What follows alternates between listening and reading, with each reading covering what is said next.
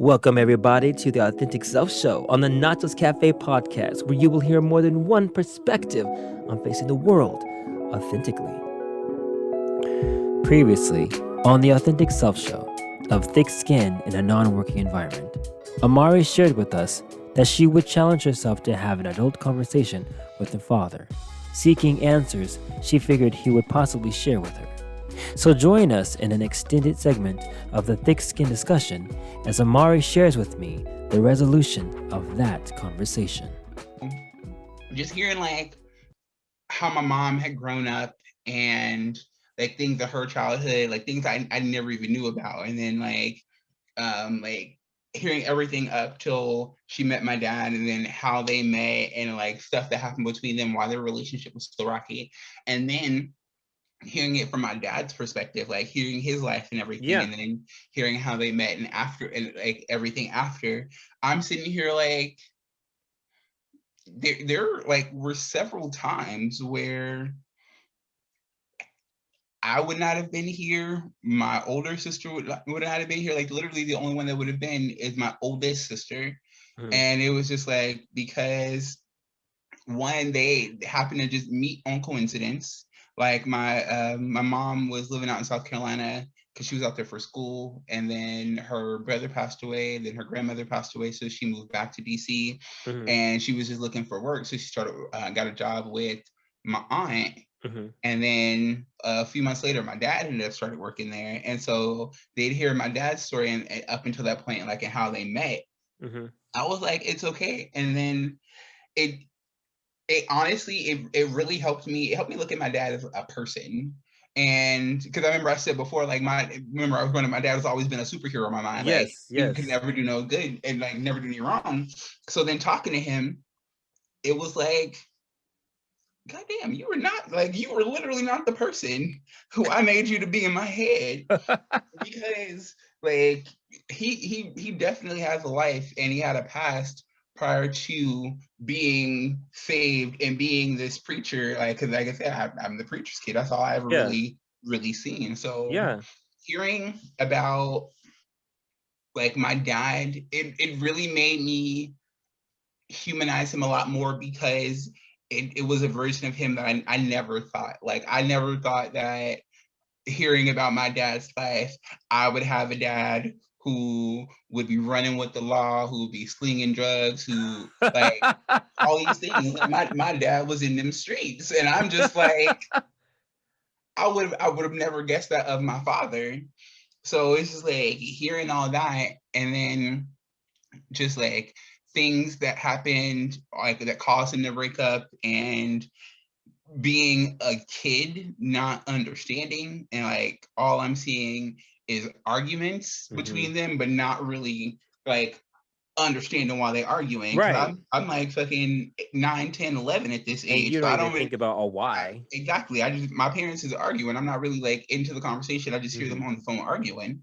So I never really like put two and two together. But then talking to my dad, and it's just like hearing them same stories, but like now, like this is why they were arguing. Like there was arguments about my sister, there was arguments about like all of us kids, there was arguments about like stuff that happened with my little brother's dad. Like I found out why the fuck we moved to Indiana. I'm thinking my mom just went, and this is the thing, I didn't even get to talk to my mom about it. So I hope if she ever sit and listen to this,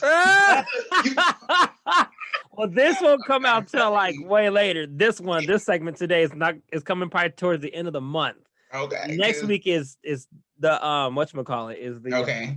Because I'm telling you, like one. I really want to ask her. I want to ask her because I want to see if she will be truthful with me. Because that's one thing. Like the difference between my parents is my dad has always had just a clear-cut sense of right and wrong, and good and bad, and like right is right, wrong is wrong. Like he's always had a good clear-cut sense, and he's never lied to us. Like when we ever asked him anything, he's never lied to us. He may try to word it in a manner where it's like not completely black and white. Like he tries to like sugarcoat shit when he tells us stuff. But one thing he never does, he never lies to us. And so now I'm just like, I want to sit here and like talk to my mom again and just like, okay, so let's pick up where we left off. Like we were still on your life in DC, da da da da.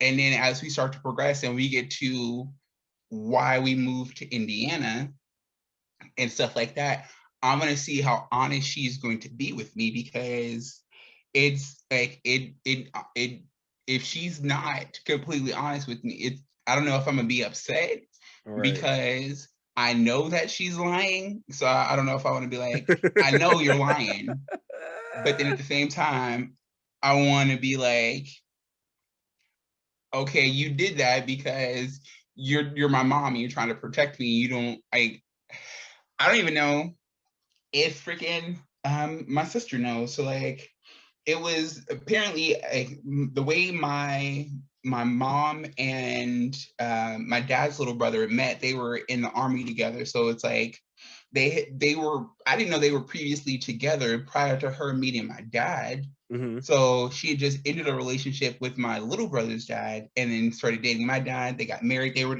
all together. They were together from like beginning to end. It was probably about like a span of like 5 years, he said.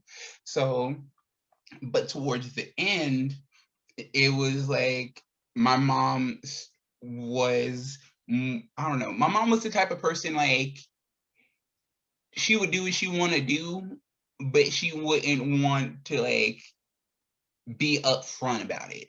Yeah. Like if you question her about something, she'll be honest with you about what she's doing, but she's gonna do what she want to do and not tell you that she's doing it until she has to, kind of person.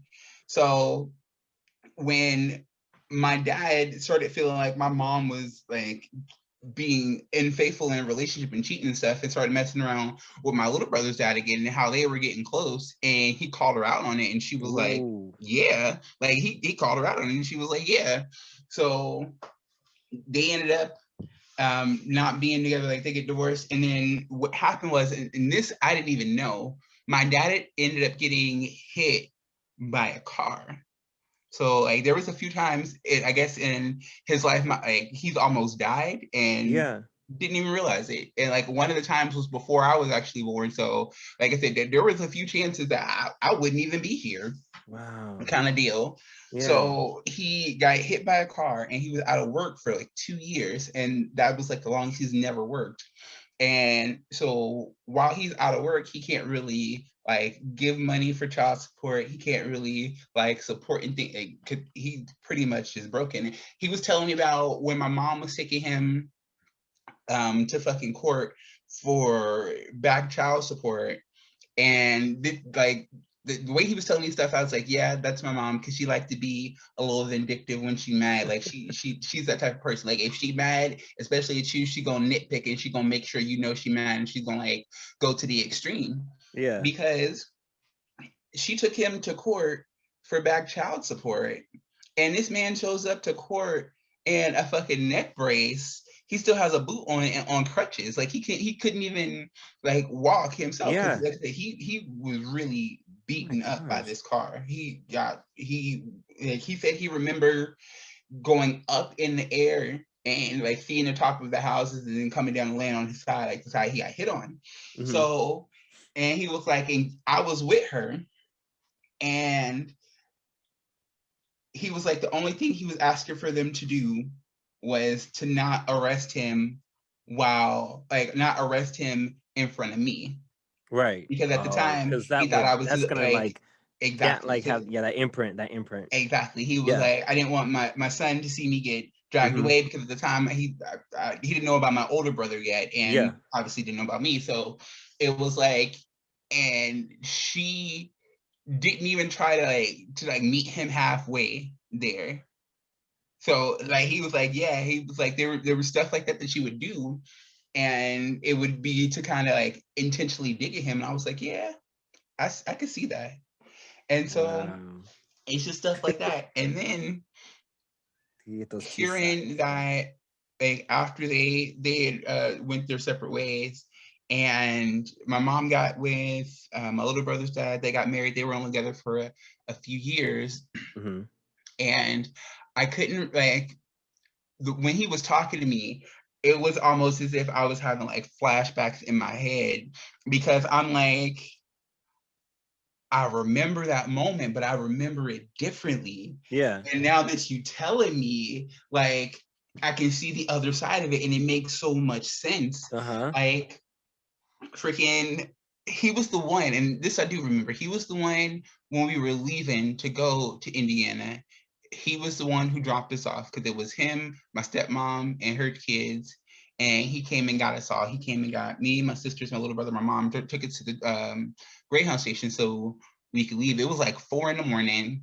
Like, none of us knew what was going on, just the fact that we was leaving. Right. And I remember it because, like, for me, I was just in a fog. I was like, I didn't know what was going on. I just, like, my sisters were crying, like, their brains out, and I just couldn't like comprehend. Like, we're leaving. We're not going on a trip. We're not going to visit. We are leaving. So, and then when he was telling me the story of that night and how things led up to that,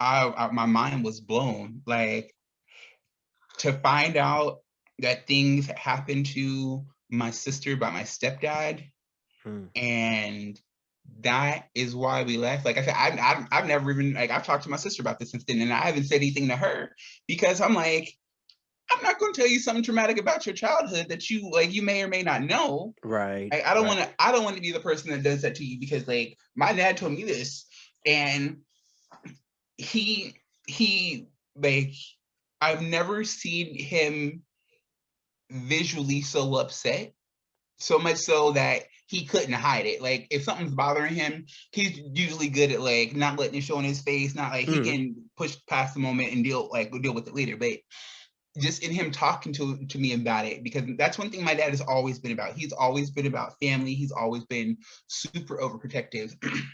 And it was pretty much, especially with me and my 2 older sisters, because up until he had found out about my younger brother, Brian, he thought that we were his first kids. He thought my older sister was his first child. Like, and then after my mom, like, my other siblings came and stuff like that. But when he had finally found that out, it was just like, he was trying so hard to keep us all together.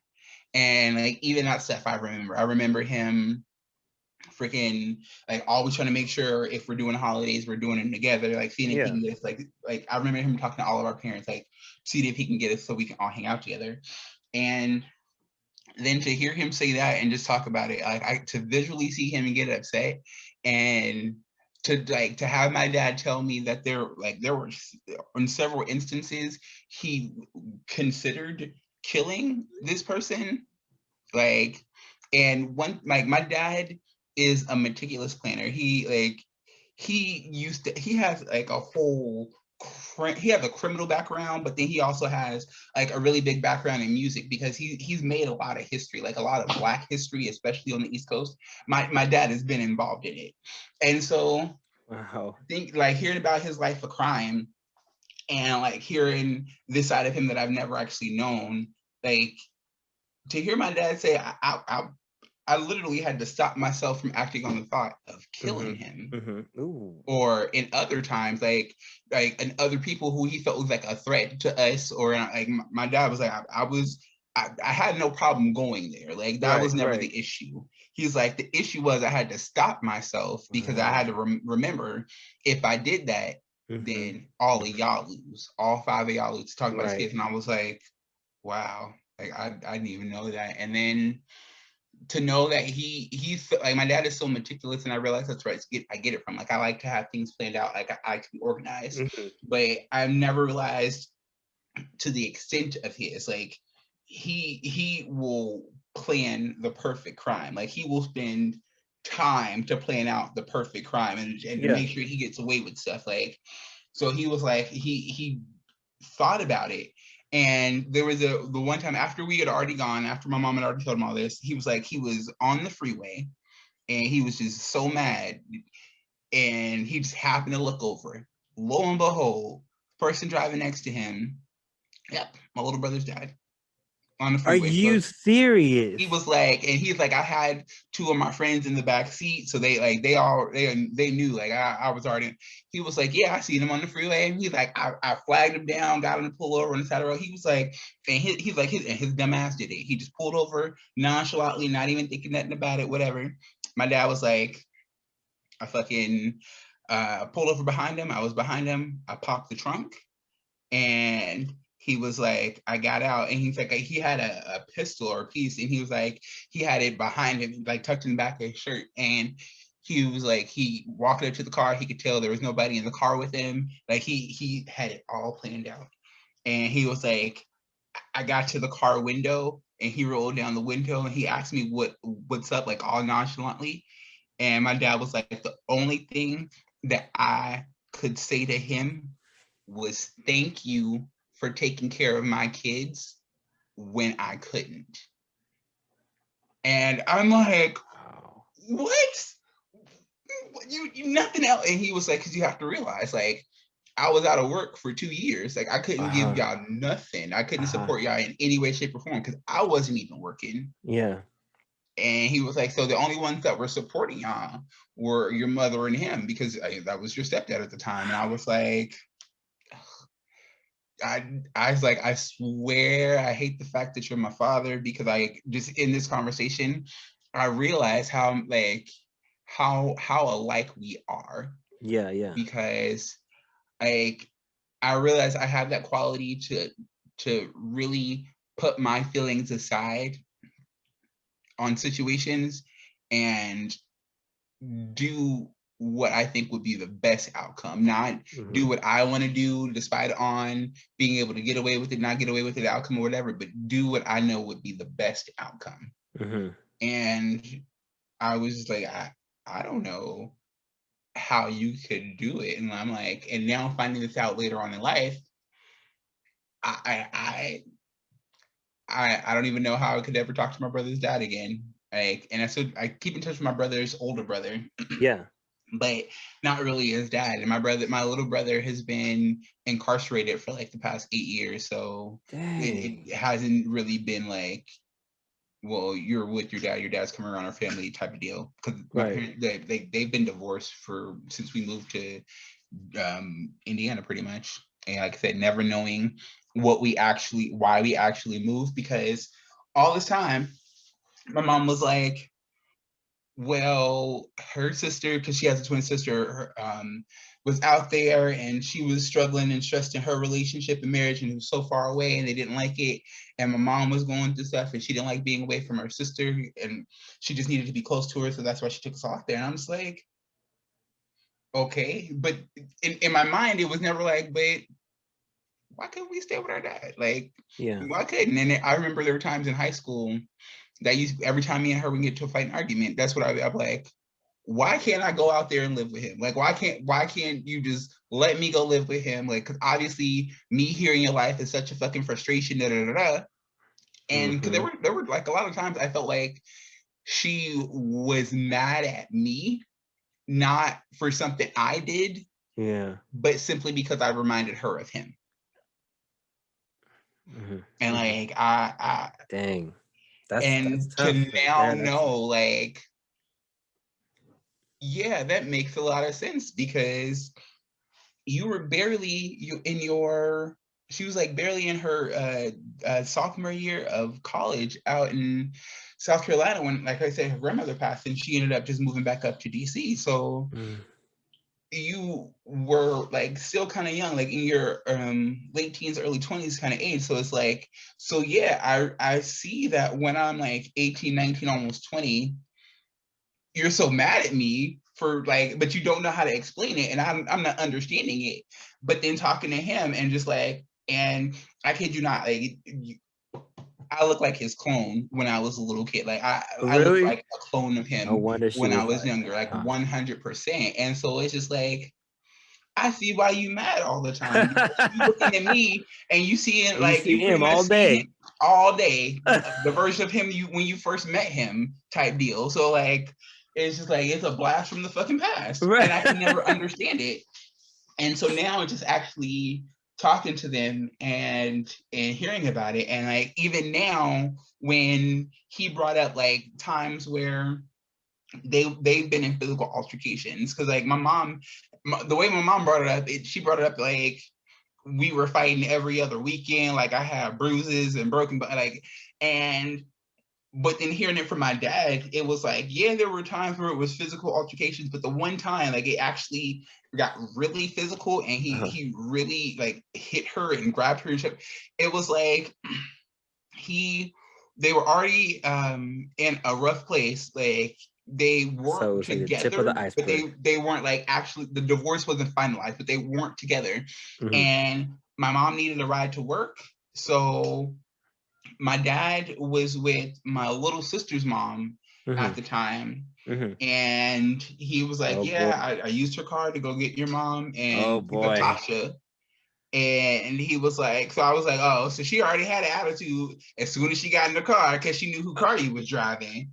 And he was like, she was just trying to pick a fight, like everything. And I was like, yeah, that's her. Like she liked to say smart stuff, and I was like, that's where I get my mouth from, because she liked to say smart shit. So he was like, she was just trying to pick a fight the whole way, and I wasn't feeding into it. So and he was like, she was just getting madder and madder because it wasn't working. And he's like, so we got there, pulled up, she got out the car, and he was like, Tasha was in the back seat, and he was like, she just thought like, hey, mommy's going to work, I'm gonna be with daddy, so mommy, like, where's my hug, where's my kiss, like normal.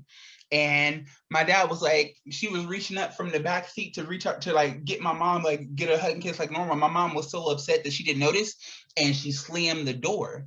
And he was like, she slammed the door, and it slammed and met my sister's fingers. So he was like, if my sister would have been a little bit faster, he's like, she would have slammed her hand in the door, not because she was mad, not even realizing that her child was trying to say something to her. So he was like, that's what set him off. That's what he was like, he's like, he got out the car. He's like, I grabbed by her arm, threw her up against the car. And mind you, he's still hurt from the accident. And he was like, and he went, she was like, she pulled away and turned, and he went to go hit her on her back because she was walking away. She was like kind of huddled down. And he was like, but when he went back, that's when he had a sharp pain and he had to stop. And they were they were across from a construction site. And I guess all these guys came over and was holding him back. He was like, you don't need to be beating on her like that, not realizing like, I'm in a lot of pain. He was like, if she wanted to, she could have turned around, whooped my ass, been kicking me on the ground, and I would not have been able to fight back because I was still that hurt. Pain too, and I was like, see, my mama didn't like when my mom was telling me about that day, she ain't start that story until after y'all was already fighting and the construction workers was coming over. Because I was like, and it's crazy because like I talked to my mom first and then talking to my dad. I ain't tell him nothing my mom had said. I didn't put no preface or nothing. I just told him like, well, I need to have this conversation. It's for my podcast and it's for my life too. And so it was just like, okay, now you're basically telling me the stories my mom's was telling me, but you're telling me the other side of it. And I was like, okay, so there was a whole car ride up until this point. There was issues with being even in the car. Like there was so many other elements into it that she just left out. She just let like that tail end section. So I was like, okay, yeah. I was like, but I get why, because I think there was a lot of first love aspects between them. And so I feel like when you love somebody that extreme, especially your first love, like when the only other thing you can really do is just like pretty much hate them or dislike them. And I was like, she was really in that for a while, and she didn't. And my mom being who she is, not really knowing how to express when she's hurting because she doesn't know how to ask for help, because I think she's so used to having to be strong and do things and take care and having to have that strong face for most of her life, even her childhood, that she just now, when I was talking to her, she was like, I just she was talking to a coworker, and her coworker's like, well, you just always seem mad or always seem mean and angry. And then she was like, it was somebody else in her, like a girlfriend or a friend, that somebody said kind of the same thing, and they brought up, she's like, maybe you have PTSD. Like, did you ever stop and think about that because of Yeah. everything that you've been through? It's like, maybe you have PTSD. And I Wow. was like, that's a real thing. Yeah. Because when I was talking to her, like she even brought up, because when it comes to my mom's side of the family, like we've always wanted to know more about my mom's side of the family, because we always like loved our grandparents. Hmm. And when it came to that, our mom's side of, like my mom's side of the family, it our exposure, like even it's only my grandfather's half. So when I talk about like my family, my cousins, my siblings, it's all on my grandfather's half, all of the Barbers, because we've never actually talked much about my mom's my grandmother's childhood. Hmm. And she was like, yeah, everybody's always wanting to know more about her past, but it's not something we really talk about, because she went through a lot of abuse. Wow. And so I was like, okay, like I didn't realize that my she had an older brother, like old, like the oldest out of all of them, because Yeah.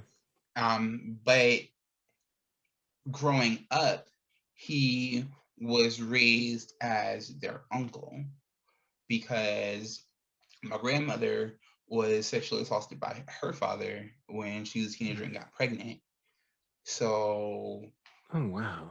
yeah, my mother's grandmother ended up raising my grandmother's kid, Yeah. and told everybody that he was her son, versus like, this is my grandson, this is my daughter. So like, knowing Wow. that, and Yeah. then knowing how like that just lingered on in her life, and it made her super protective over her kids, and Hmm. like knowing that my grandmother went through a lot of stuff like that, like I really see how why my mom is how she is, because it's what she's been taught. Like the women in Yeah. her family have always taught to have that strong face, like no matter what happens to you, you got to push through it, keep like. And I told her, like, it sucks to have to be like that. Like it sucks to know that's how the generation before you were taught, and so that's how they taught Yeah. you. Yeah.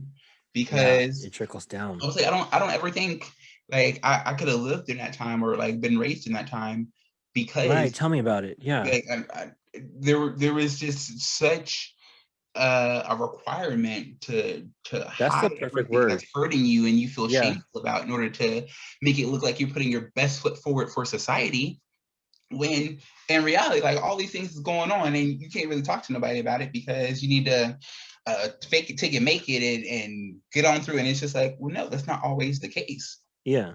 So I really do. I'm talking to my dad has really opened my eyes, and now I want to talk to my mom more, but I'm almost worried that it may trigger her innocence, Uh-huh. because I feel like I feel like she may interpret it as me thinking like Less of you're a her. bad parent Right. because of Yeah. the decisions that you made and the things that you did. And it's like, it's not even that I can look at you as like you're a bad parent, because Yeah. hell, if you were a bad parent, I wouldn't be nearly as successful in my life as I am. Like I wouldn't be as Correct. okay and secure in my life as I am. But it's like, I feel like I want to, because I want to make sure she's letting that go. Like I want to make Right. Because sure. she could be, I mean, she's holding on to that. Exactly, because like I said, Yeah. I've And never that's I've bad. never even heard that come up. I've never even heard my sister mention anything like that, and I definitely don't want to say anything to her, because I Yeah. don't want Yeah. her going to my mom flipping out. But Right. I really want to talk to my mom and bring up why we moved in kind of like a natural way, because I want her to feel like she could talk to me about it. Yeah. Yeah. Yeah. I agree. So you gotta for the sense of the reveal, you kind of have to sugarcoat it a little bit to Exactly. ease into it, because it's your mom who obviously, and anyone who's holding on to something that's not easy to talk about. You know what I mean? And Exactly. for years, it's not an easy thing For to like. years, exactly, Oof. especially now, because I feel like if I didn't know, then there is like an absolute 100% chance my little brother doesn't know, like without question. Like my older two sisters, like Tasha, may know or may remember and just never said anything. I don't know if like Nacho would know. It's like a hit or miss. But I know if I didn't know, my little brother had absolutely no clue. And it's his dad. Like he's always growing up as kids, he always felt like the odd child because he had a different dad and we had the same mom. And I remember I used to call him not my stepbrother, my half brother. I used to call him my half brother, and my mama slapped the shit out of me for that because we were picking him up from school one day, and I forgot what we were talking about. He was like talking about his family tree or something in school, and he was like, "Well, I have all these siblings," and I was like, "Well, no, you should have said you my half brother." Because we have the same mom but different dads. So like, I don't know if I can't remember 100% if I said like you're like my stepbrother or like just my half brother, but I said one of the two, and it like her instant reaction was to pop me in my mouth. And she was like, "No, that's your full brother. You got the same mama, so that's your full brother." And I was like, "Oh, I didn't know genes work like that. So as long as we got the same mama, we full siblings." Yeah. And that's just how I took that. It's interesting you say that because I've never, and I hear it a lot. The way I was raised, I always saw my brother as my brother. I knew, like, it never really, it never, because I hear it all the time. Oh, that's my half brother. Like, what does it make it half brother? Oh, because we had different daddies or we had different mamas. Like, oh, well, me and my brother have different daddies, so that makes it like, here's your half brother. Like, I just don't see it it messes with my soul. It's like I see him as my brother. We were raised together, same house, and he's my brother. Like, I feel like if I called him my half brother, I'm stabbing him. Like it like that. So I guess in that mentality, your mom was thinking like that, so it's like, I hear it a lot. So like, oh, that's my half brother. Like, why you go the extra mile to do all that? Like, that's your half brother. That's your brother. Ever since that day, I ain't never say it again. In elementary school, ever since that day, I ain't never say it again. Yeah. And when anybody tried to tell me something other than that's my full brother, I'm like, nah. My mama said we got the same mama, so that's my full brother. Right. Drop that one. My mama said we got the same mama, so that's my full brother. We came out the same womb. Okay, so we good. We more full than you and your half sister who came up a different mama. That's a different start. Exactly. And that's why I feel like she really, like, really, really, really had like, even in herself, has gotten just to a point where I have to carry all this by myself. And now, like, I feel like I've carried it for so long. How do I let it go? Because hearing her say she feels like she actually might have PTSD, and then thinking about it, I feel like for her, the struggle is going to have to be dealing with those things and letting those things go. And that's because like a big part of that is bringing it to the light and getting it off your chest and sharing it with the people you need to share it with. And I feel like that's going to be like such a struggle for her, because when she was when she was finally getting to the point of coming out, she dragged her feet so long with it. And I felt like it was a mix of feeling shameful for how she treated me when I first came out, because my dad told me about how they argued about that too, because he didn't even know that when I finished high school, like, I was living out my car, the end of my junior year going into my senior year. He didn't even know I was living out my car. So he was like, yeah, that makes sense, because she would intentionally not tell him stuff because she hated having to hear his mouth about us, because she knew how overprotective he was. And she knew that, like, no matter what, even if she couldn't do it or get us to do it, he could. Like, there was, and this one I completely forgot about. So my sister was in a gang. Like, Yeah, my older sister Tasha was in a gang for 2 weeks while she was still in high school, dating one of the dudes in his gang, and she wasn't home. Like, she ain't come home at all. Like, and I remember like brief periods of both of my sisters' rebellious phase, but I do remember this. Like, she's right. She didn't come home at all for 2 whole weeks. My mama avoided telling my dad. And then when she finally, like, she just showed up at the house one day. So like my kid brain not thinking anything about it, but hearing it now, he was like, yeah, she showed up because I told her I was coming up there because like your mom finally called me, told me that Tasha was in a gang, was hanging out with this crowd, ain't been home in 2 weeks. It's like, I called Tasha. I said, where you at? And she was like, out with friends. He was like, okay, your mom told me what's going on. I'm on my way up there. He was like, she had got off the phone with him, and then like within 15 minutes, called him back, was like, Dad, you ain't gotta come out here. I'm home. Like, you ain't gotta come out here. Cause my dad, he would have made it had been an 18-hour drive from DC to Indianapolis, and he would have did it, no problem. Like that's one thing my dad has always been so serious about is family, and he is super overprotective, and I know that's where I get that from. Like, I will sacrifice any and everything for the people that are most important to me and the people that I love. Like, there's literally nothing down to the shirt on my back or the shoes on my feet that I wouldn't give just to make sure I know that they're safe. So to know that he was like, yeah, and that's true, because the way she played him to us, like I said, like, my dad was the ultimately the bad cop. Like, she could say whatever she wants to, but like, you gonna have to talk to him, and if I have to call him, da da da. But now hearing it, it was like she would do it that way because she was trying to like drag out actually having to call him, because she didn't want to have to. She didn't want to actually have to involve him. Right. So yeah, it's just like, it's a lot, and I feel like I really want to talk to her because I really want to make sure she's healing and taking care of herself. Like, I don't want her spending the rest of her years going to her grave with this type of like baggage and burden on her life. Cause like, she's really good at focusing on what's like the task in front of her and not focusing on herself and putting shit on the back burner. And I feel like a lot of the stuff that she should have been able to take the time and heal from and deal with in her life, she's never actually done that because she's been so busy putting everything and everyone else first. And now that she she has an empty house, it's just her, like, she has the grandkids here and there, she has more time to focus on herself.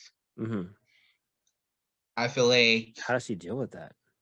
And that's like, she keeps herself busy because I mean, she still works, so it's not like she works in elementary school, so she likes it because she went from corporate management to like, she's in the army, she's done caregiving, like she's done everything, and so now she just decided, like, honestly, I just want to be around kids. So she's freaking the head lunch lady at elementary school, and she like, that's her thing. I was like, okay, like, if that's what you want to do, right. Like, she likes kids. And I was like, okay, that makes sense. But I feel like she tries to keep herself so busy, so she doesn't have to actually do some self-work and some healing and a some lot of cleaning people out do of some that. baggage. And Because, like I said, a lot that's of it another sense is of running. You're running from those situations because it's like standing right at the doorway every time you come home. Like, I'm gonna go to North Star. Maybe if I have all my hands full with all these grocery bags, I ain't got to worry about what's standing in front of me. Excuse me, I got to put these down. Exactly. And that's why I was like, ever since, and Hector said that generational healing, and it's just like, it's a real dang, thing. so it is a real thing. And I never even, in doing these segments like of Not Enough, I never even like stopped to have the idea or concept that maybe my parents or maybe my mom at one point in time thought they weren't enough for us. Like, and I hear, like, I feel like I've heard it before, like, parents like, oh, I'm not a good enough mom, I'm not a good enough dad, da, da, da, da. Like, I wish I can give my kids more opportunities, like X, Y, and Z.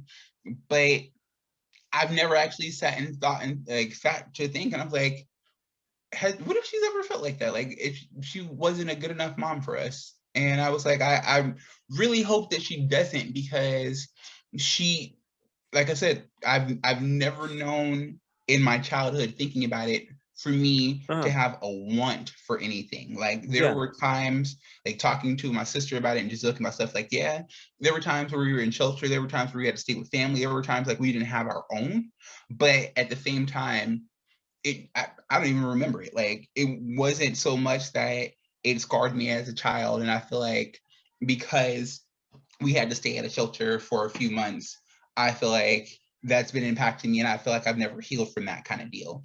It's just like I've never even honestly sat and thought, like, dang, we don't have our own place. Like, dang, it's just like it was more or less like not understanding why we were where we were. Mm-hmm. Like, and I feel like that kind of helped feed the image of my dad, because there was like a really big point in time, like I felt like my dad had replaced us, like he had gotten a new family, like he wasn't really there for us, and all these things, but didn't know that it was my mom keeping us from him in that manner, like pretty much cutting us off. And so I think about it now, it's just like, yeah, I've had those experiences, but were they necessary? Like, did I absolutely have to go through them? Or was it more or less like a product of circumstance? Like, I don't have the ability, I don't have the age or the circumstances to take care of myself. I'm still a child, so I'm going with the person who's taking care of me. Yeah. So thinking like, okay, had she made different decisions, how would my life have been? Right. And now thinking about that, it really makes me mindful, like if I'm ever to be a parent, like if me and B ever really sit down and adopt, because she talks about it all the time, like she wants to, and I'm always like, I got my niece and nephew, like That's every time enough. like if anything happens like that, but I've never thought like, oh yeah, I'm gonna have kids, like little kids, and raise them up in my house, and like, because it just never had been a concept to me. But now I'm just thinking like, I almost want to, because I want to see if I would do it differently than my parents. Like I want to, like, hearing it, I feel like there were a lot of decisions that were made where it wasn't always the child is first, like the child isn't the first thought. And I feel like that's one thing that we always hear people like, oh, your kid should come first, oh da, da, da, da. Like that's the most important thing, like, but it's just like, but being in a situation where like you're still a person, and now you're taking care of other people who can't take care of themselves, like, is every decision that you're making for them first and foremost, or are you making decisions for yourself that just happens to impact them? And if you have the opportunity, like doing it differently, and so realizing like as a parent, like, are those selfish moments a real thing? Like thinking like, oh, when I hear people say, like people who don't have kids don't ever know, because like you don't raise, and it's just like, I was never on board with that. I'm like, I changed diapers, like I raised some kids just as much. But now thinking about it, it's like, okay, I've never had to make those life decisions. Like I've never had to make life decisions that didn't really impact anyone outside of myself. And if it did, it was adults who ultimately can make their own decisions for themselves. Like, and outside of that, it's my dogs. But I'm like, my dogs don't go everywhere I go, so it's like I'm still making a decision for myself. It's like, but now I'm just like, are moments like that really necessary? And if I were a parent raising an actual human being, would I feel like I need to take those moments of selfishness, knowing that the outcome is potentially going to impact them, like now and possibly for years to come? Because like I said, I feel like some of those decisions, just me looking at them from an outside perspective, hearing both sides of the story, I feel like there were some decisions on both their parts, but like my mom mainly, because like that was the parent that we had lived with, that were more for herself than for us. And it kind of impacted us and made more struggles present that she in turn had to take care of, versus like letting us have, like, giving joint custody or letting us live part of the year with him and things like that, instead of being so this solely stuck person who's on, dealing with it. no, they're my kids, they're going to stay here with me, they can only visit you, like, instead of like actually letting that happen. Yeah, I feel like maybe I would be further in life. Maybe she would be further in life. Maybe I would have not made some of the same decisions as far as like negative things that I've done. Yeah. So it really has me thinking. Like I felt like, I don't know why before going into it, when I was thinking like, oh, I'm gonna talk to my mom, I'm gonna talk to my dad, it was gonna like check more boxes, give more answers and questions, and like really close some chapters. But really, it makes me, it if anything, it did the reverse. Like, it's really making me think of more moments in my life where it's like, could that have been different? Yeah. But now I don't want to get stuck dwelling on the past. Like, there are some things that I feel like I need to get clarity on, so that way I can actually let them go, versus talking to my mom and hearing it now, like, oh, now I heard the truth, I'm gonna dwell on this for like the next 2 weeks. Yeah. Like, And knowing I feel that like that was now it's more, I'm dwelling on these questions because I don't have answers for them yet. Right. And that's gonna be in the back of the head too, That until you have that conversation. That really is. And I feel like it's really starting to just thinking about the concept of like being enough and being enough for my family. I really feel like it's helping me realize how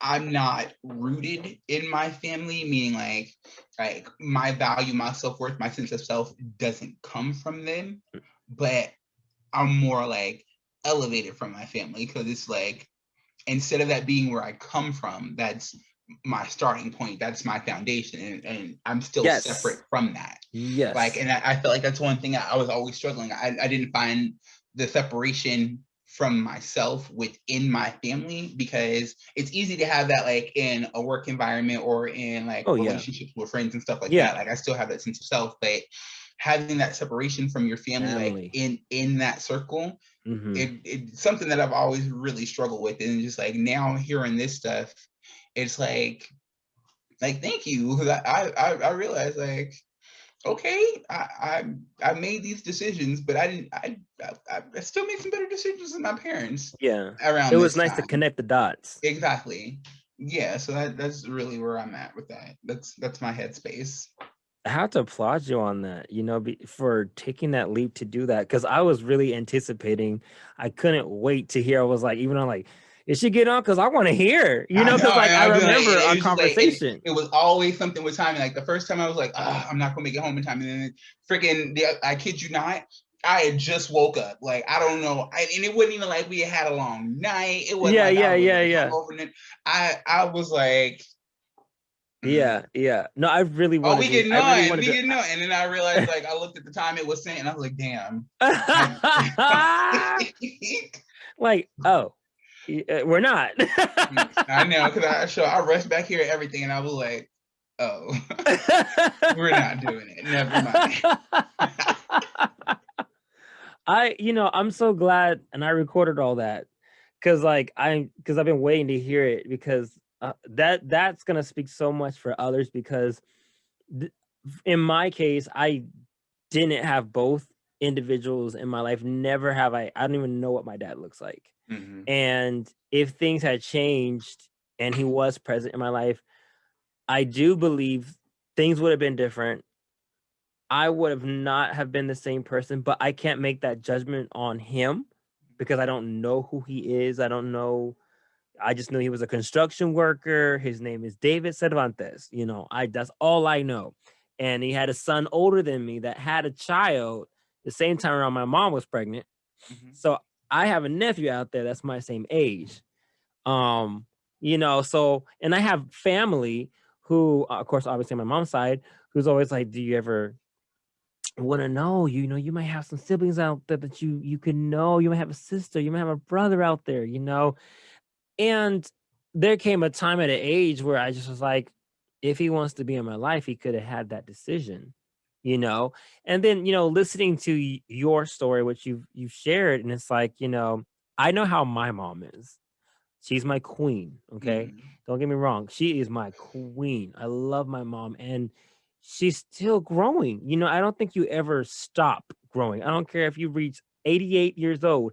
You're still Mhm. growing. You're still learning things. You have that choice to not, Yeah. but for some people like my mom, I feel like when I came out the closet, a big like transformation happened. There was a different kind of, like, my mom was not the person that I grew up to know. She completely changed. Like, it was eye-opening to me. I feel like I was becoming her in a sense, like really mean when, I came out, like, and then until I said something to her and made her cry. I would never want to make my mom cry. And it hit me. And when she said, "I'm trying," and then that just broke my heart because it was like, you really are. And let me put myself aside for a moment and just Mhm. be like, okay, because you brought up a good point when you were saying, like, do we think about our family, like in what we're doing? And it's like, well, when do you also think about you? Like, I understand as a parent, you have to be selfless because that is your number uno, Mm. but as a child, I feel like every generation changes and we're become more aware of ourselves. Self-awareness is becoming a thing nowadays, Mhm. compared to the way it was. Because the way it was always, well, you gotta do this for the family. You gotta do the family business. Mhm. It's everything is this. You can't, oh no, no, no. You go and do your own thing. Exactly. It was non-existent because it was just the traditional thing.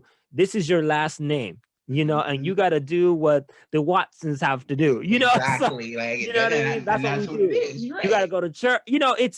It's like living the name versus living your authentic self, Yeah. and it's for a while. And ever since I came out of the closet, you know it it was me discovering me for once, and I knew I was different at such a young age. I just thought I was the weirdo, the weird loner, sitting Yeah. on the wall looking at everybody play. Something's wrong with me. I don't know what's wrong with me. I don't know. I'm just different. And then you have your family saying, well, you got to think about your family, because if the church finds out, what are they going to say about your family? Oh, they have a gay child, he going to Yeah. hell. And Mhm. so I had to carry that at an age where I should be like enjoying living, but I had the stressor and the burden of, I'm carrying my family's name, so if they all find out, they're going to destroy my family, like throw, Yeah. like a witch trial. We all go Mhm. into the stick and we're gonna burn. Okay. They're gonna like, Yeah. all my whole entire family. I carrying that. Well, then what was the point of coming out of the closet? I can't be myself. I can't be me. I'm very uncomfortable in my skin. So it's like, when do you cut the umbilical cord? Mhm. And like you said, dang it, don't go, don't go, don't go, don't go. In my mind, like, wait, don't go. She was talking about it.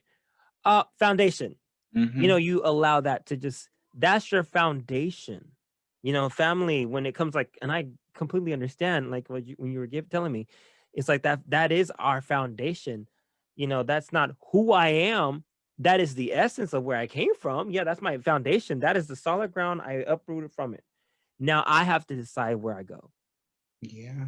and that's not taught a lot when family, because number one, when I feel like from just understanding from parents, you know, I brought you in, I can take you out, you Mhm. know? And so you gonna do what I said. I don't care about your opinion, and I understand that, but there are also, you have to allow your child to be their own person because they're already born into this world with a spirit. Yeah. that is already going to bring something of its own. But if you keep that on a lid, then something else is going to happen, and so, and I've seen it so many different scenarios, and it's amazing. But it's just, it's crazy, because that is when you have to break that point of generations. I call it the generation curse, where it's like you keep repeating what has been done, or you carry that trait. You become your mom, Mm-hmm. you become your dad. It's something that's like, when are y'all gonna learn? And so it's just, wow.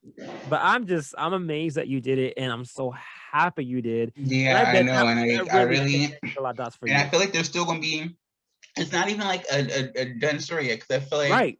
when I talk to my mom again, like there's more I want to talk to her about. But now, even after having this conversation with you, it makes me think, like, after like thinking about it out loud, I almost want to ask her, like, if she had the opportunity Yeah. to Yeah. do it differently, Yeah. would she consider having like a split custody option? Would she think that would have been better for her? Like, knowing where she is now, does she think that would have been something more stable for her? That way she could still have time to herself and work and grow and focus on her. But then she would still know, like, we're still taken care of, and things like that. Because I almost want to, I'm thinking, I was sitting here thinking, like, if it would have been different, because in this conversation that I had with my dad, because we eventually got to the point, like the topic of me and our relationship, I asked him, um, because it was about the name change. So we had got on the name change because he was telling me how he had met my stepmom, who recently passed.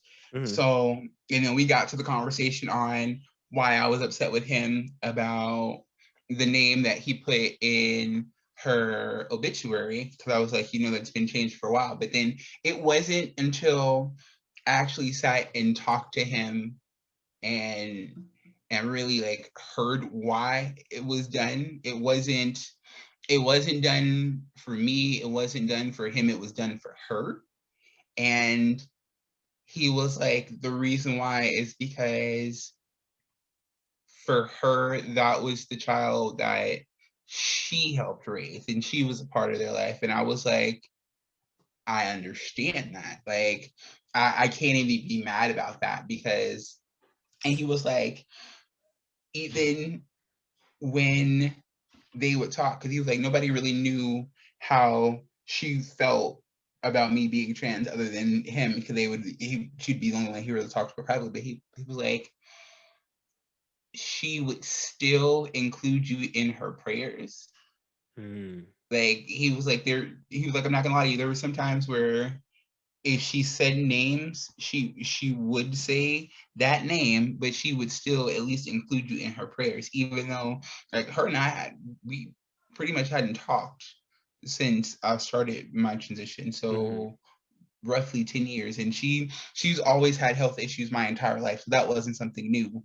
But her recently passing, like, it came as a shock, but at the same time, it, it my dad isn't as broken up as if it were something completely Like, in a way, prepared out of blue. at the early Exactly. time. Exactly. Gotcha. So, but hearing that, I really understood it. And then we just started having conversation, like, so if I would have came to you, like, if I grew up in your household and I told you I wanted to change my name, like, I Mhm. told you I didn't like this name, I hate being a little you, it drove me insane that everyone just referenced me as little you right down to my name, and I could not stand it. And I told you I wanted to change it. How would you react? And he was just like, I, he was like, I would have been a typical dad about it, but You he's ain't like, I would changing have your tried to, like, name. No talk way. you into it. Like, you sure you don't like it? Sure you include it? Because I was like, I used to hate it. I was like, I used to tell you shit, because I always, and it wasn't even because of the name itself. For first, I hated it because it made me sound old. Like, I hated it because I was like, it's an old person's name, and all the nicknames for it is old people names. I'm not old. Like, I hated it, and then I was like, I hate it because I don't get to have a middle name. And I was like, that's not fair. I was like, I always wanted a middle name. I was like, all my siblings always got a middle name. Everybody got a middle name, but me. It's like, why do I have to not have? Yeah. And he was like, well, that wasn't even entirely 100% my fault. He was like, oh, there it your is. mom. There it is. He was like, your mom wanted a junior. She was like, she always wanted a junior. And he was like, why do you think your little brother? And I was like, damn, you're right, because my little brother is one too. Like, and I was like, wow. I didn't even think of it. And I was like, okay. So yeah, it was, and by the end of all of it, he was like, make sure you text me. He's like, make sure you text me your full name, because he to know that he's actually been working on it. Like, when he talks to my siblings, he asks them to make sure he's still saying it correctly, and he's working on making sure he's using it. Yeah. And I was like, I know pronouns are going to be a struggle for him, just because it's so used to conversation. Even I think it's been more instilled in his brain, just because we've had a huge gap in our relationship. Mm-hmm. So a lot of it is him still trying to get on board more and more as we talk. But like, the fact that he's trying to make sure he refers to me by name more, just to make sure he's doing it right, I was like, okay, that's like a trick of the mind. I hear you and I see that. Yeah. And so now I'm just like, where are we at now? Like, where do we go from here? Because we're getting closer, and we're having like genuine conversation. And this is one reason why I asked my mom, like, if she could go back and redo it, like, would she think that doing like kind of like a joint thing, knowing everything she knows now, would she think that doing a joint thing would have been easier? Like, I'm thinking that because I feel like the one thing out of my entire life, like the one thing out of my entire life that I always felt was the biggest like downfall to my self-confidence and my was the idea of disappointing my dad. And it was something that I built up so high in myself, because like I said, growing up, it was always, you doing something wrong, oh, you're gonna have to call him, or he gonna call you, or I done told him, so it's a time difference. So I would sit there with anxiety, just waiting, like, oh my God, he gonna call me. So it's just like, that's what I was trained as a child that it was. And then when I moved to Arizona, coming into my adult life, it was easier to not talk to him, because I started my transition. I was going through things, like we would keep up with texts and stuff like that, but we didn't have a tight-knit relationship. So it was easier for me to not acknowledge how much it impacted me when I didn't consider him a part of my life. And not like a part of my life, like I cut him out, I don't want to talk to him, he's dead to me kind of deal, but a part of my life where, if nothing else, if I need to call one person, if nobody else, like that will always be my absolute last go-to, because I know he's always gonna pick up. If he's not gonna pick up, he's gonna text me. If he not, he like, because he's always been that overprotective. And I thought it was something that kind of developed more, because he was never really like there every day like he wanted to be, because of the distance where we lived. But talking to him and hearing that, knowing how it's been like that since he found out my mom was pregnant with my sister, because he's always been a family person, that's where he was. But outside of that, he's not in my life, like in my everyday life, my circle or my routine. Yeah. So now I'm just like, why do I drive myself crazy? Because building it up for so long, and then now talking to him more, it's like, fuck, I'm still that same fucking 16-year-old who used to freak out. It used to get me all the time. And I used to hate having to talk to you, because I'm like, oh my God, I have to tell you this, like, you're the freak. And it was just like, all I have to do is have to talk to you. It's never been that you haven't been accessible to me. It's always been me, like, in your head. In my head, exactly. So now I feel like it was always because I would have to tell him things that I thought he was going to disapprove of or dislike. and not thinking of it as, well, he's going to have his own opinion, but ultimately he's going to support me in my decisions for myself. As long as I'm being safe, happy, healthy, he's going to support me in my decisions for myself. So now I'm just like, I feel like if there was that kind of agreement in my childhood, like just if that particular circumstance would have been, I feel like it would have been easier for me to get to where I am now, because I used to constantly like question myself, especially in the beginning of my transition. I used to think like, would I have always transitioned? Like, would I have always ended up here?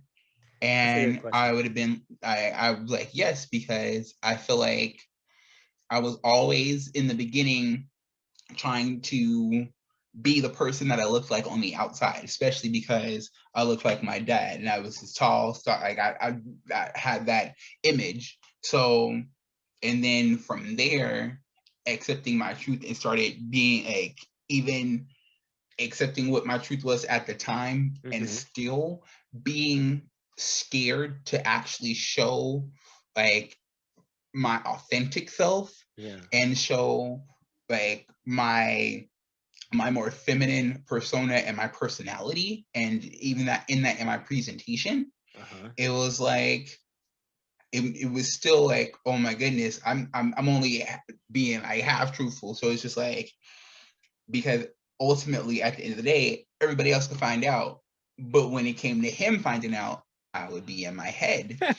So I feel like if I would have had him more in my life as a constant back then, and knowing that I would have still ended up here, because the feelings that I were having about myself would have still been like, no matter where I was at, like physically, I know that the feelings that I was having would have always been like, that's no question. And that's even one thing that he thinks that he can try and like debate about and have a point, like, well, no, you never know, because you wouldn't. I'm like, oh no, I know, like I know.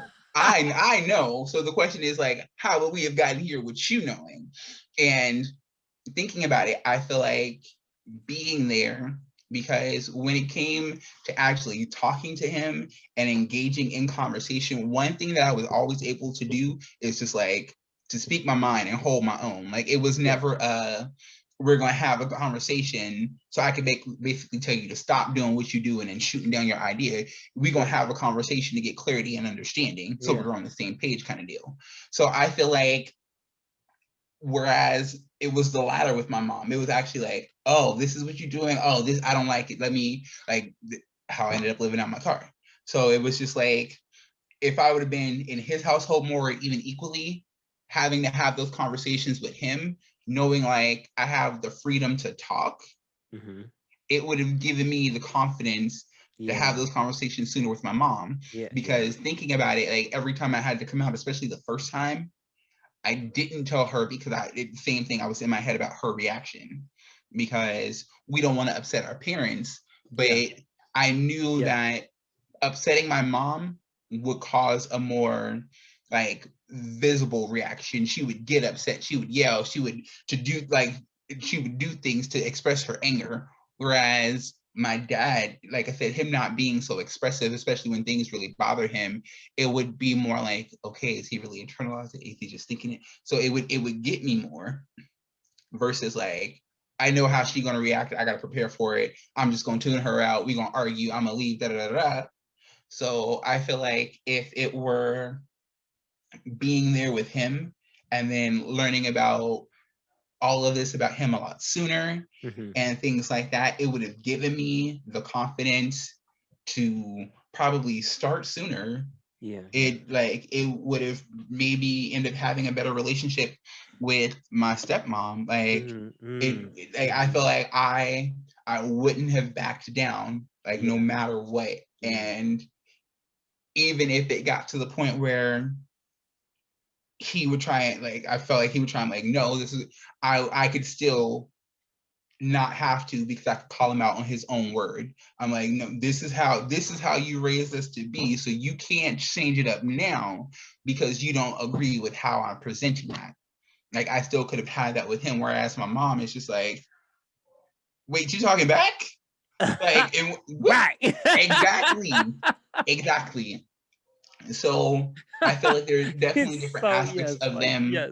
that I would have liked to had more of in my life. And so now thinking about it, I feel like that's how my childhood would have been. And I feel like it would have still been hard for him to accept Of course. because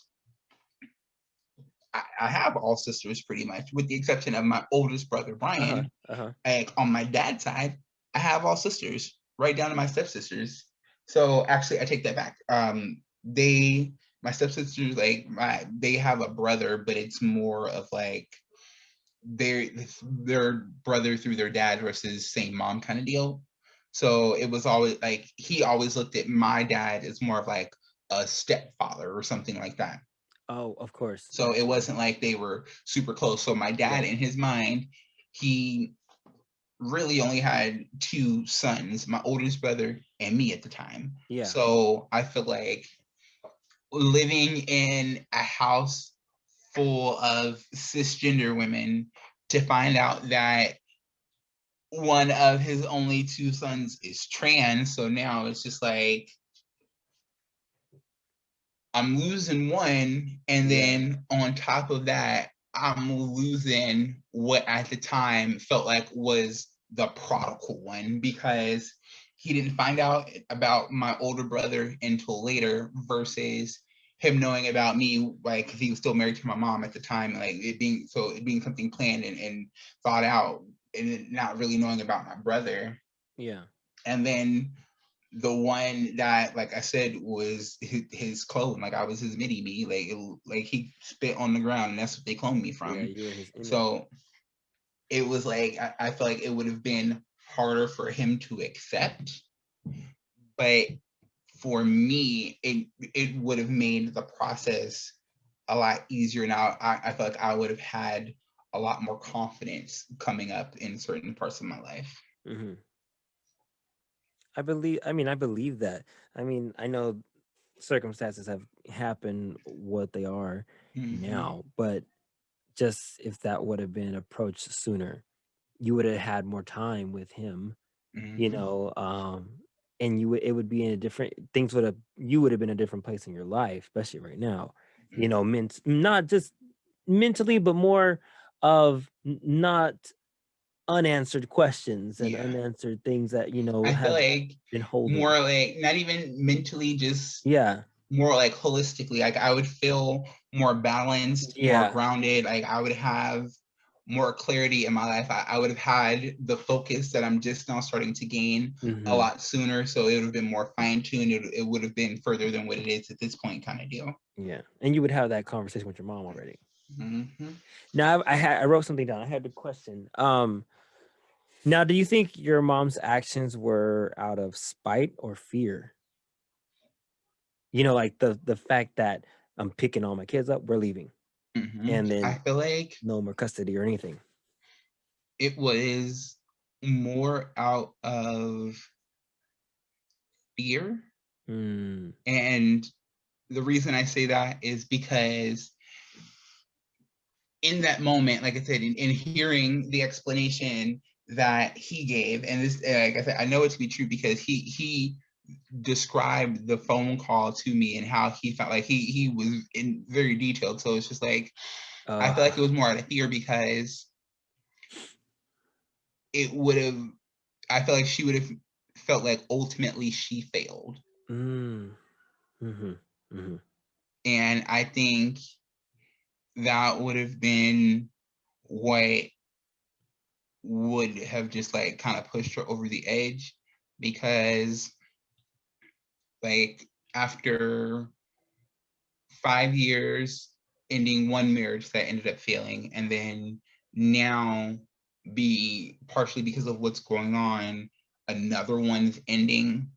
And I always felt like she felt that maybe we would have thought like she let us down because we didn't have the kind of family portrait that my dad had. Like, 'cause my dad got, after they got divorced, like he was in a few relationships and then got remarried. And I think because she was the one who initiated their divorce, because Oh, this is how. So my dad was always like the type of person who's like, for till death do us part. Like, we married, we're not getting divorced, like till death solid. do us part. Mm-hmm. And knowing that, like, my last name, it's my pretty much my grandmother's maiden last name. Mm. Like, my dad has it was given my grandmother's last name, so I got it because my dad's dad, I learned a lot about him too. My dad's dad was never married to my grandmother. So she was like, I'm not going to give him your last name because we're not married, but I will compromise and give the first name. So, because I think his name was Larry, and that's how my dad got his name, Lawrence. And she was like, and it was somewhere else too. Um, Lawrence of Arabia, a movie he was telling me about. That's where she got it from too. But yeah, last name is her maiden last name because she refused to give my dad his father's last name because they weren't married. And I was like, I like that. I didn't know that. So I'm like, I'm happy. I always like, I'm something in me never wanted to change my last name. Like, I love my last name, and I was like, I just love how it fits my name together. Yeah. And I I think like the way my name sounds now, it just rolls off the tongue so nicely. I feel like that's why people I like mean, it me. sounds really good. I ain't gonna lie. I mean, Miss Amari Watson. I mean, it's just, it does sound natural, and it sounds like, ooh, she's somebody. Excuse me. Oh, wait, what? Exactly. Miss Watson's coming. You know, Exactly. you know what I'm saying? It just, I love yeah, honey, it. you own that. And so yeah, it's just like, but I feel like she did because she didn't want it to look like she was failing and Mm-hmm, failing mm-hmm. us. That's where that fear aspect came from. Yeah. She was like, if we stay here in this environment, then as they grow up, things are going to happen. They're going to know it's going to look like I failed. So let's go somewhere new. And like I said, the reason that she gave us about my aunt and her marriage, and like it was true, like it was definitely true, because I remember when we first moved to Indy, like staying with her, and like my uncle, my aunt used to fight a lot. I remember all that, so it was definitely true. But knowing that wasn't like the nail in the coffin or the main driving force. Like I Mm-hmm, said, that's the part that she left out. mm-hmm, So I feel like if we would have stayed there as we grew up, things like it would have we would have found out more just mm-hmm, being in the environment mm-hmm, versus moving to a completely new state. Nobody knows us, nobody, and start fresh mm-hmm. anew. Because really, we left once we left there was in I hadn't been anywhere else. Like, moved to Indiana, only time I would see other states is when we driving through. Like, there I remember when we were younger, me and my sisters having to take the Greyhound. We Uh-huh. would take it from Indiana to Pittsburgh, and then we have to remember to change in Pittsburgh and then go from Pittsburgh to DC. Yeah. Like, I remember that vividly. And so that was like me seeing other states, was like driving through. Driving through. So fast forward to after that, growing up in Indiana, then leaving Indiana and running to Arizona, and I've been here ever since.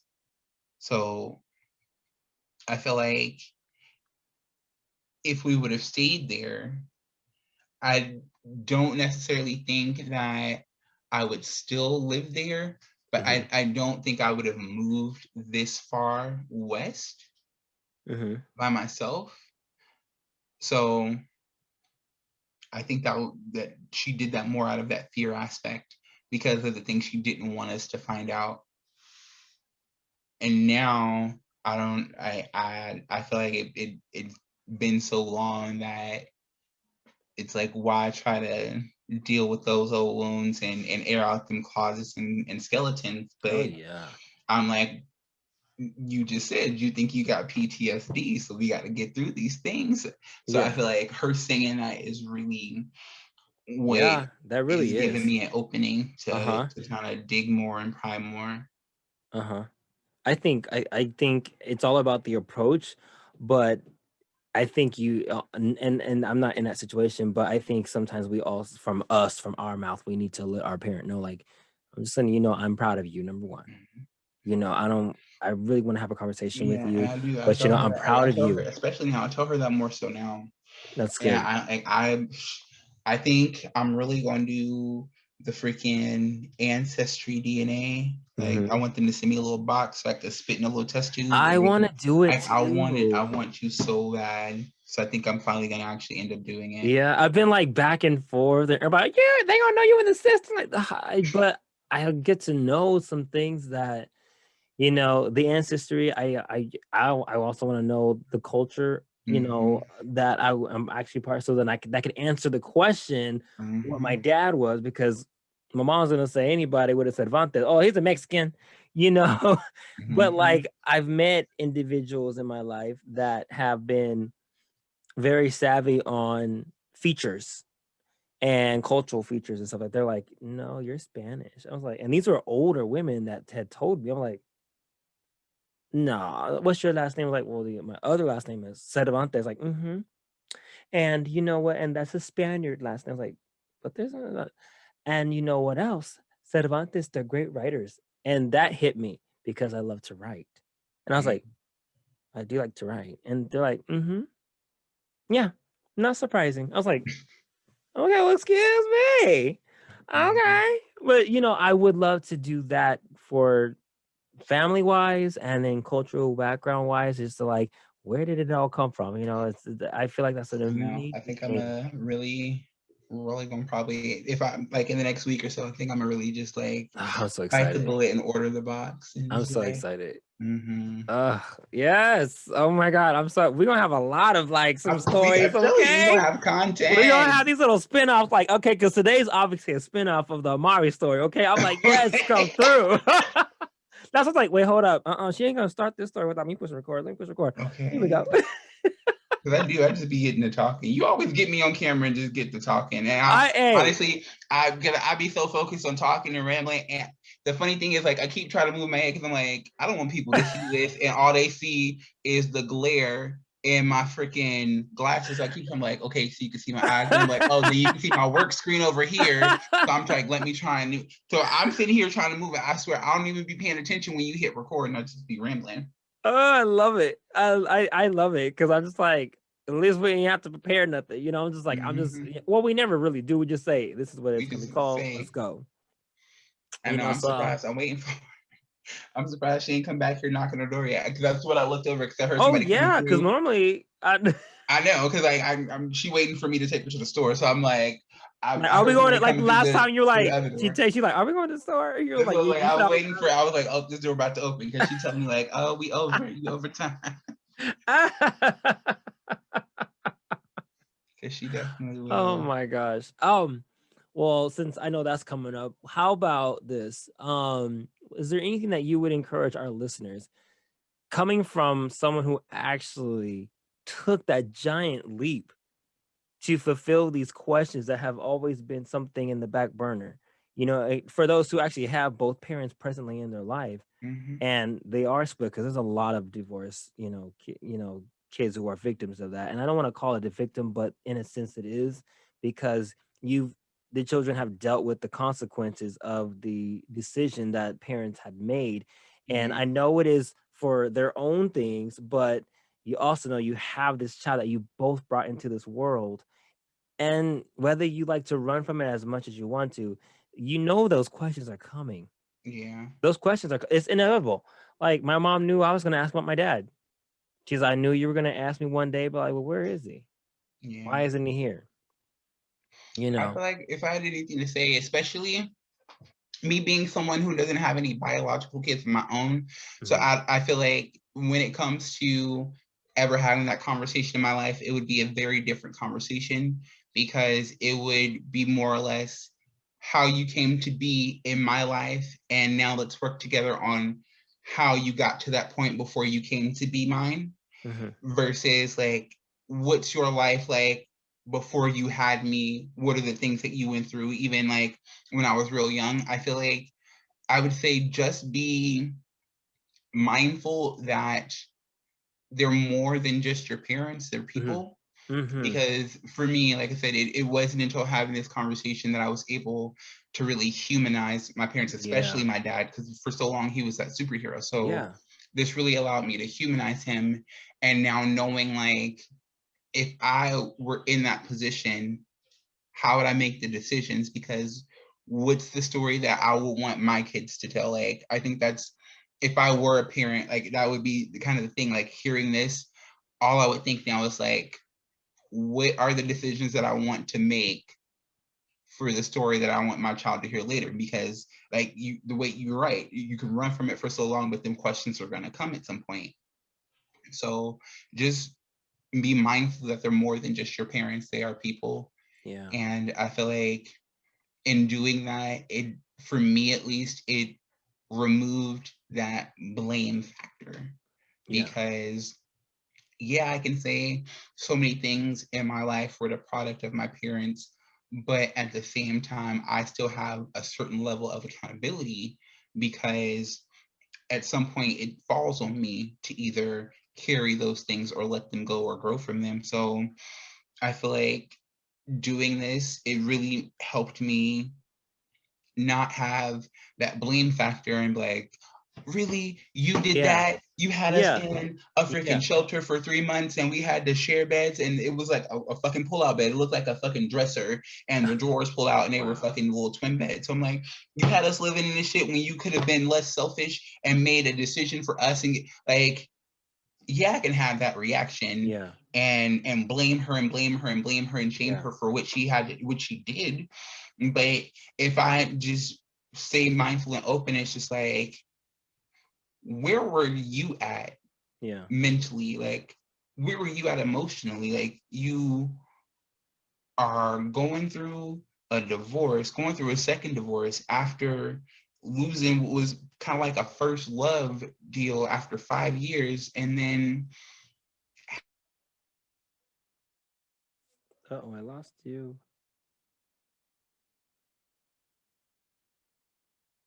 I wonder if her stuff died. Is her battery dying?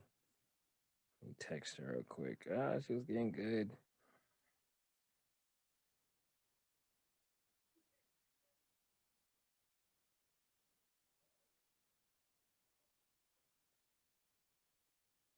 Ah, she died. There you are. I was about to text you like, is it dead? I was like, is your laptop dying or something? no, I'm plugged in to the charger and everything. That's what's like, wait, what happened? Because first it froze. I was like, no, she was really good, and it went silent. I mean, it's one thing freezing, but your voice was still going. I was like, okay, keep going. I don't mind the frozen picture. I was like, But yeah, like I said, no. just remembering to humanize, Yeah. because me not blaming her and actually taking into account that she was already going through her own stuff. And I think that not being a parent biologically and having kids that live with me every single day, Mm-hmm. like I have my kids on weekends and I have them at different times, but having them with them every single day, I've Mm-hmm. never had to think that, oh, who are my emotions affecting? Who are my emotional decisions affecting? Who are my wise mind decisions affecting? Like, who are actually getting hit by the ripples, just of me kind of Yeah. deal. It's always been like, my decisions don't go outside myself. Mm-hmm. So just know that if you're in that position now in this day and age as a parent, that probably would have been very different for them. So just remember that they're people, like, Yeah. and they were a person before they were your parent. Yes. So that Yes. especially, so to expect them to give up all of that individuality, it it's unrealistic in my book. So I feel like Yeah. that's what I would have to say. Just be mindful that they are people, Yeah. and that they're more than just your parent. Thank you. Thank you. That was perfect. Thank you for saying that because that's so true. I think we do forget that. We do forget that. Like I love how you said that. Like you opened in with that saying, now I see him as a human, Mm-hmm. and and then you going deep into it really explained that because it's like, yeah, in my head, I'm like, elaborate, girl, and you did, and so it's like I got it. And it's what you said right now, because I know we think that they're invincible. They're God. Of course, when we're kids, they're Mm-hmm. God. And so, and then when you grow up, you find out some things. It's like, but we don't need to treat them any different. We just need to treat them how we would like them to treat us now. Yeah. And now we're adults. So treat me like that. I still respect you. I don't see any less. And I'm not mad at you, like you're still a human being at the end of the day. So I can't wait to hear the I'm gonna second talk to half of her. this one. I think I'm gonna talk to her probably either tomorrow or Saturday morning, just depending on what her schedule look like. But yeah, I'm gonna talk to her in the next couple of days. Yeah. All right. Well, I won't keep you. And I know homegirl, I'm she's sitting here like, getting text messages. I was Talking gonna say, about, like, did you get a text message yet? we knew it. You was like, I can gonna feel it. I happen can feel eventually. it. All right, you enjoy the rest of your night. Thank you. You too. I love you. I love your presence in my life. I love you too. I'm so glad I have you in my life. I'm so glad I do. I'll probably end up texting you sometime tomorrow. All right, do it. Night. All right, bye. Bye. And that completes today's Authentic Self episode on the Nachos Cafe podcast. Thank you so much for listening. And don't forget, it's not about how the world sees you. It's about how you embrace your own world.